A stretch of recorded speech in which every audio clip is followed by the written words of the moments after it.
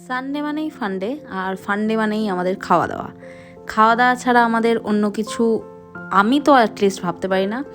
অনির্বাণও foodie, যদিও veg.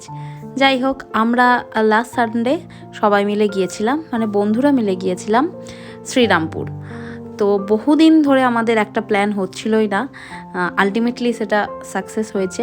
এই যে মাহেশের রথ, আমরা মাহেশ ছাড়িয়ে গেলাম শ্রীরামপুরের মুখার্জিতে খেতে। অনেক নাম শুনেছি এবং প্রচুর ভিডিও দেখেছি। তো ঢুকলাম মুখার্জিতে, আমরা লাঞ্চে গেছিলাম। আর স্বর্ণদা ট্রিটটা দিয়েছিল বাই দ্য ওয়ে। এই যে অনির্বাণ, আবিদ্যা, স্বর্ণদা, মৃ আর আমি, এই 5 জন মিলে গিয়েছিলাম। প্রথমেই অর্ডার করেছিলাম ফিশ ফ্রাই, আর অসাধারণ ছিল। আর ভেতরের অ্যাম্বিয়েন্সটা তো অসাধারণ, একটু পুরনো ধাঁচের জিনিসপত্র দিয়ে সাজানো ছিল। দারুণ ছিল ভেতরের অ্যাম্বিয়েন্সটা। আর তার সঙ্গে খাবার দাবার তো অসাধারণ। কাবাবে ছিল টেংরি কাবাব, পানির মালাই টিক্কা, আর তো ফিশ ফ্রাই নিয়েছিলাম। এর সঙ্গে তারপরে নিয়েছিলাম বিরিয়ানি, মাটন বিরিয়ানি।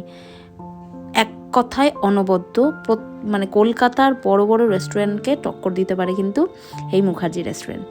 যাই হোক, এখন বাড়ি ফেরার পালা। ফেরার সময় কোন্নগরের অবনীন্দ্রনাথ ঠাকুরের বাগানবাড়িটা ঘুরে এলাম।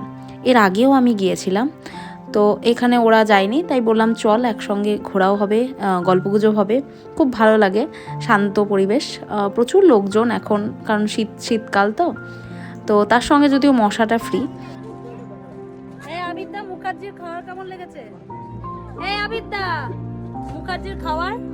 আমি এমনভাবে রিভিউ নিচ্ছিলাম যেন আমারই রেস্টুরেন্ট ওটা, কিন্তু সিলেক্ট আমি করেছিলাম, তাই আমি ক্রেডিটটা নিচ্ছিলাম। কেউ আমাকে যেচে এক ফোঁটাও ক্রেডিট দেয়নি। সারাটা দিন ফাটাফাটি আনন্দ করে মা ভবতারিণীকে এখানেই প্রণাম সারলাম আর বাড়ি ফিরে এলাম।